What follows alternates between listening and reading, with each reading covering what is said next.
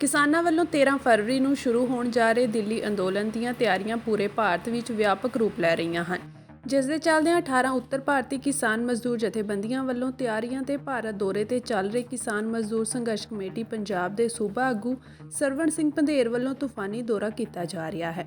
ਇਸ ਦੇ ਤਹਿਤ ਹਰਿਆਣਾ, ਉੱਤਰ ਪ੍ਰਦੇਸ਼, ਬਿਹਾਰ ਮਗਰੋਂ ਹੁਣ ਤਾਮਿਲਨਾਡੂ ਦੀਆਂ 52 ਜਥੇਬੰਦੀਆਂ ਵੱਲੋਂ ਪੁਦੂਕੋਟੀ ਵਿੱਚ ਮੀਟਿੰਗ ਕਰਕੇ ਦਿੱਲੀ ਅੰਦੋਲਨ ਵਿੱਚ ਵੱਧ ਚੜ੍ਹ ਕੇ ਸ਼ਮੂਲੀਅਤ ਦਾ ਐਲਾਨ ਕੀਤਾ ਗਿਆ ਹੈ। ਇਸ ਸਦਕਾ 18 ਉੱਤਰ ਭਾਰਤੀ ਜਥੇਬੰਦੀਆਂ ਦੇ ਫੋਰਮਾਂ ਦੇ ਯਤਨਾਂ ਨੂੰ ਵੱਡਾ ਬਲ ਮਿਲਿਆ ਹੈ। ਦੱਸ ਦਈਏ ਕਿ ਮਿਸਟਰ ਜੋਨ ਪ੍ਰਧਾਨ ਆਰਗੈਨਿਕ ਫਾਰਮਸ ਐਸੋਸੀਏਸ਼ਨ ਕੇਰਲਾ ਸਮੇਤ ਕੇਰਲ ਤੋਂ 16 ਜਥੇਬੰਦੀਆਂ ਵੱਲੋਂ ਮੋਰਚੇ ਨੂੰ ਸਫਲ ਬਣਾਉਣ ਲਈ ਸਮਰਥਨ ਕਰਨ ਦਾ ਐਲਾਨ ਕੀਤਾ ਗਿਆ है।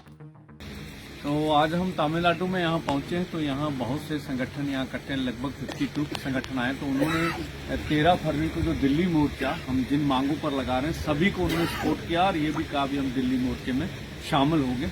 धन्यवाद। बंद करने। Okay, we are here in Tamil Nadu and we had a meeting with the local farmer leaders and they have assured us that they will support the 13th February call, which is a national call, and they will reach, the farmers from Tamil Nadu will reach in huge numbers at the Delhi gates. Thank you.